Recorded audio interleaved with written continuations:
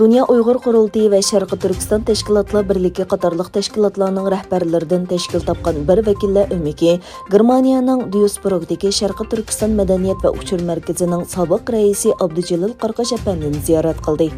28 dekabr çarşamba günü Dünya Uyghur Qurultiyinin rəisi Dolqun Aysa, muavin rəisi Pərhat Yorunqaş, Xalqara Şərqi Türkistan Amovi Təşkilatları Birlikinin rəisi Hidayetulla Oğuzxan, Şərqi Türkistan Ölümalar Cəmiyyətinin muavin rəisi Siraciddin Əzizi, Müdiriyyət əzası Aysa Savud və Avropa Şərqi Türkistan Maarif Cəmiyyətinin rəisi Abdurrahman Abdullah'dan təşkil tapqan bir heyət, Uyğur televiziyasının qurğucusu və Şərqi Türkistan Uçur Mərkəzinin sabiq rəisi ئابدۇجېلىل قاراقاش ئەپەندىنى زىيارەت قىلدى. Uçurishda Şərqi Türkistan və növbətdəki məsələlər müzakirə qilindi və fikir almashtirildi.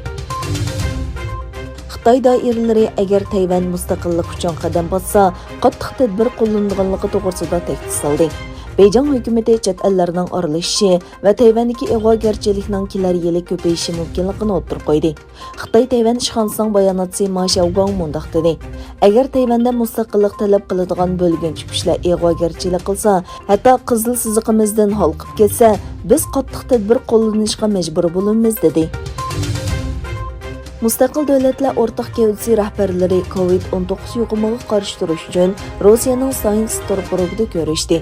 Yig'inga Rossiya prezidenti Putin, Ozarbayjon prezidenti Aliyev, Belorussiya prezidenti Lukashenko, Qozog'iston prezidenti To'qayev, Armeniya bosh ministri Pashinyan, Qirg'iziston prezidenti Japarov, O'zbekiston prezidenti Mirziyoyev, Tojikiston prezidenti Rahman va Turkmaniston prezidenti Bərdi Muhamedov qatnashdi.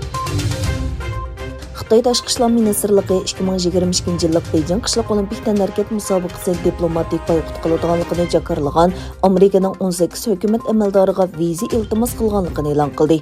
Janubiy Xitoy atdiganlik pochta gazeti oldin qatda e'lon qilgan xabarda Amerika Tashqi ishlar ministrligining o'rta va tuvan darajalik 18 amaldorining bexatarligini qo'llash harakatiga qatnashish uchun viza iltimosi sunilganligini bildirgan edi.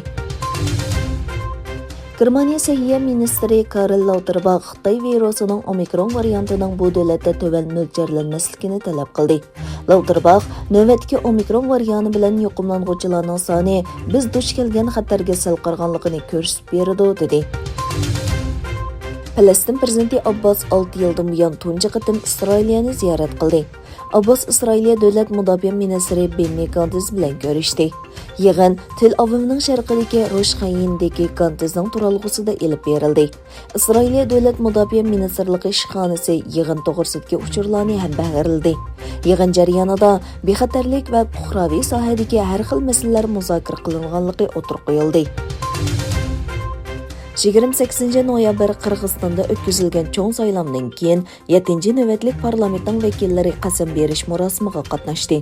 Egilanishicha 90 kishilik parlamentda 54 o'rinni siyosiy partiyalar, 36 o'rin mustaqil parlament a'zolari egallagan.